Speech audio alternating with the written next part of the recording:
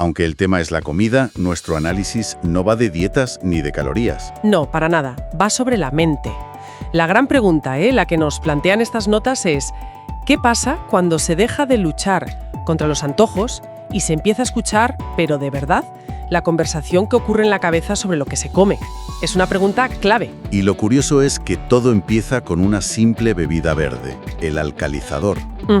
A primera vista parece un detalle sin más, pero el material le da muchísima importancia. ¿Cómo es posible que algo tan trivial como un zumo verde sea la puerta de entrada a un cambio psicológico tan profundo? Porque es el primer obstáculo tangible. Es la primera vez que el programa pide hacer algo que al cuerpo, de entrada, le puede resultar extraño. O directamente desagradable. O directamente desagradable, sí. Y esa resistencia física inicial es el catalizador perfecto para empezar el trabajo mental. Ah, claro. Lo que me parece una genialidad de cómo lo enfoca el material es que normaliza por completo esa lucha. No te dice si no te gusta estás fallando. Claro, le quita todo el drama, totalmente. Al contrario, dice textualmente: si estás teniendo dificultades con el alcalizador, es un problema frecuente. O sea, lo presenta como una fase, no como un fracaso. No es una prueba de tu fuerza de voluntad, es solo una experiencia. Exacto, y va más allá. Anticipa que esa resistencia se va a transformar. ¿Ah, sí? Sí. Dice que la mayoría de la gente acaba cogiéndole el gusto, e incluso que algunos terminan prefiriendo una versión más pura, sin nada de fruta para endulzar. ¡Guau! Este pequeño viaje con la bebida verde es una metáfora de todo el proceso, ¿sabes? Lo que al principio genera rechazo, con el tiempo y la consciencia, se puede convertir en algo deseado. Ya, por eso es la puerta de entrada perfecta al tema central de esa semana en el programa, la mentalidad. El cuerpo protesta, y eso obliga a la mente a salir del piloto automático y empezar a negociar conscientemente. Entendido. El alcalizador es como la primera llamada de atención que te obliga a estar presente. Y eso nos lleva de cabeza a la primera gran tarea que se propone en el día 36. Empezar a ser una especie de espía de tu propio diálogo interno sobre la comida. ¿Eso es? Y lo que me ha parecido fascinante es cómo describe la evolución de esa conversación. Es casi como las fases de una relación tóxica, ¿no? Sí, la verdad es que sí. Al principio, en la fase 1, es todo muy simple, muy primario. Veo esa comida, la quiero, me la como. Fin. Pura acción-reacción sin filtro. Es el estado base, por así decirlo. El impulso puro y duro sin un segundo pensamiento. Pero luego la cosa se complica. Entramos en la fase 2, la de la negociación con culpa. El diálogo ya es más enrevesado.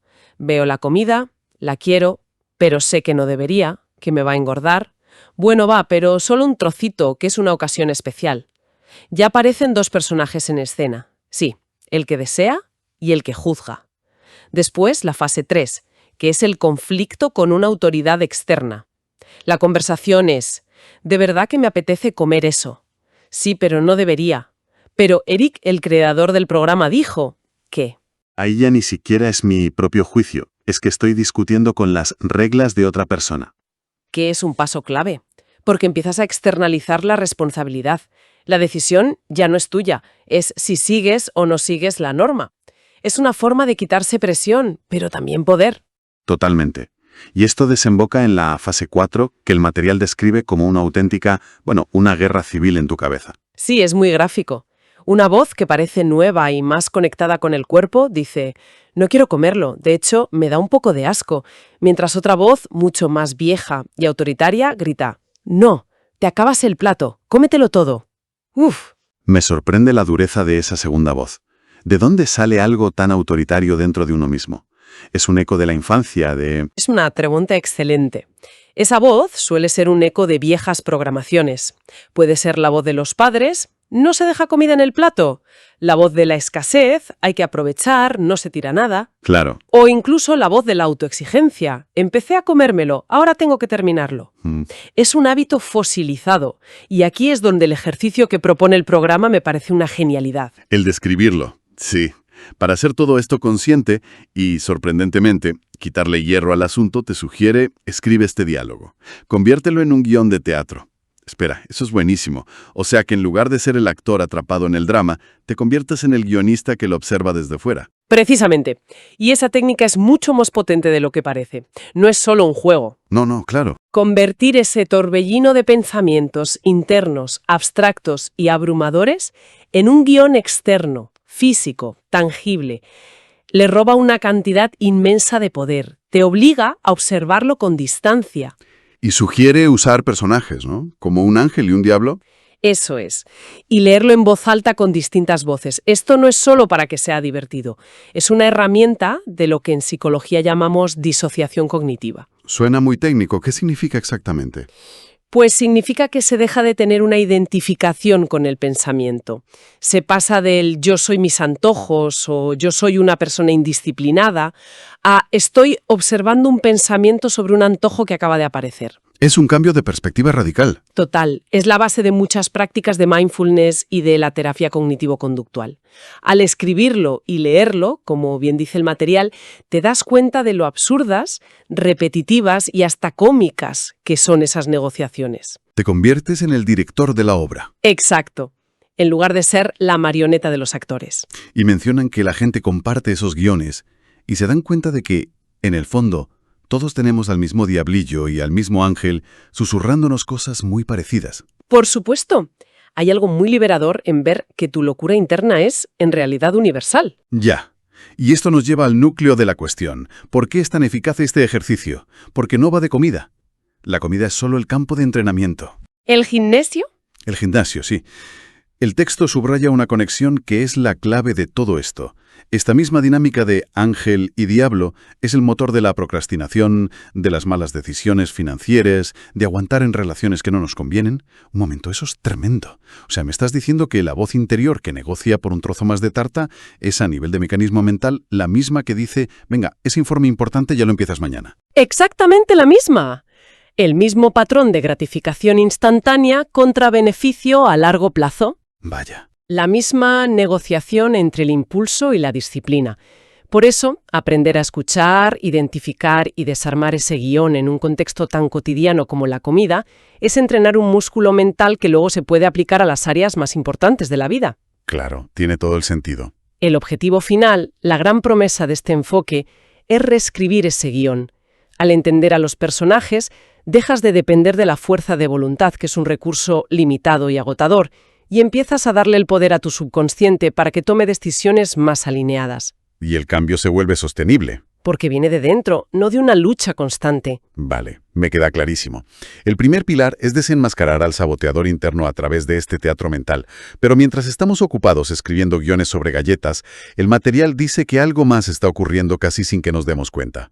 Ciertas voces empiezan, literalmente, a callarse. Habla de 6 tipos de hambre. ¿Qué es eso exactamente? Es un concepto que cambia las reglas del juego. Solemos pensar en el hambre como un interruptor. O tienes hambre o no la tienes, blanco o negro, ¿sí? Exacto. Y este enfoque lo descompone en un coro de 6 voces distintas, 6 necesidades diferentes que a menudo nuestro cerebro interpreta por error como una única señal de necesito comer. Y la pregunta que se plantea es si alguna de esas voces ha bajado el volumen, ¿no? Sí, o si ha desaparecido por completo. Y se centra en 2 que, a estas alturas del programa, deberían estar prácticamente en silencio. La primera, que me parece la más obvia, pero que a todos se nos pasa, es la sed disfrazada de hambre. Una de las más comunes. La lógica que exponen es aplastante. A estas alturas, la gente en el programa está radicalmente más hidratada que nunca. Entre el litro de agua, toda la fruta del desayuno, el alcalizador, las verduras, es un suministro de agua constante. Claro, así que esa señal de hambre, que en realidad era el cuerpo pidiendo agua simplemente, se desvanece. Es que es una de las confusiones fisiológicas más comunes. El hipotálamo, la parte del cerebro que regula esto, gestiona tanto la sed como el hambre. Y a veces las señales se cruzan. Es como tener un único piloto de aviso en el coche para falta de aceite y falta de gasolina. Buena analogía, sí. Si no sabes interpretar la señal, puedes acabar poniendo lo que no toca. Al garantizar una hidratación óptima, apagas una de las fuentes de ruido más importantes del sistema. Y la segunda voz que empieza a enmudecer es la del hambre nutricional. Sí, el argumento es parecido. A medida que el cuerpo recibe de forma constante y abundante los micronutrientes que lleva años pidiendo a gritos, a través de todas esas verduras, frutas, deja de enviar señales de emergencia. Claro, es como si el cuerpo, que llevaba tiempo en pánico, diciendo necesita magnesio, necesito potasio, de repente dijera, vale, ya me está llegando el suministro, puedo desactivar la alarma. Exacto. Y si conectamos esto con el panorama general, la implicación es enorme. Piénsalo, la sed y el hambre nutricional son necesidades fisiológicas primarias. Las más básicas. En ese coro de 6 voces, estas 2 son los tenores, las voces más potentes. Cuando están cubiertas de forma consistente, no es que bajen el volumen, es que abandonan el escenario. ¿Vale? Y lo que es verdaderamente fascinante, y es el meollo de este segundo punto, es lo que ocurre justo después. Que las otras voces se quedan solas y expuestas, ¿no? Es como si se quedaran sin su coartada. Exactamente. Se quedan sin dónde esconderse. Antes, el hambre emocional podía camuflarse perfectamente detrás de una necesidad física real. Ya. Podía existir la excusa de «me voy a comer esta bolsa de patatas fritas porque tengo un hambre que me muero», cuando la verdad era que había estrés, aburrimiento o tristeza. El hambre física era la excusa perfecta. Pero si esa necesidad física ya no está ahí, si hay certeza de que no hay sed y que las células tienen todos los nutrientes, la verdadera razón del antojo queda al descubierto. La pregunta cambia. Ya no es «tengo hambre», sino «¿por qué quiero comer esto ahora?». Correcto. La conciencia se vuelve casi inevitable. Hay un momento de honestidad brutal. Un momento. No es sed. No es una necesidad nutricional real. Entonces, ¿qué estoy sintiendo? Ah, es ansiedad por la reunión de mañana. Es aburrimiento. Es soledad. Y una vez identificas al verdadero enemigo, puedes usar una herramienta adecuada. Intentar solucionar la soledad con un donut es como intentar apagar un fuego con gasolina. Simplemente no funciona. Y lo curioso es cómo las instrucciones para esa semana refuerzan esta idea. No hay una gran prohibición, no dice, deja de comer todo lo malo de golpe. No, para nada. Al contrario, el enfoque es de adición. Dice, sigue con tus frutas por la mañana, sigue con tu alcalizador, aumenta el consumo de verduras. Y luego añade la frase clave, por lo demás, sigue comiendo como acostumbras. Eso parece totalmente antiintuitivo, ¿verdad? Totalmente. Pero es psicológicamente brillante. En lugar de centrarse en la restricción, que activa nuestros mecanismos de rebeldía, se centra en la adición. Inundas el sistema con nutrición e hidratación y dejas que el propio cuerpo, de forma natural, empiece a rechazar lo que no le sirve. El cambio viene desde dentro. No es una regla impuesta a la fuerza desde fuera.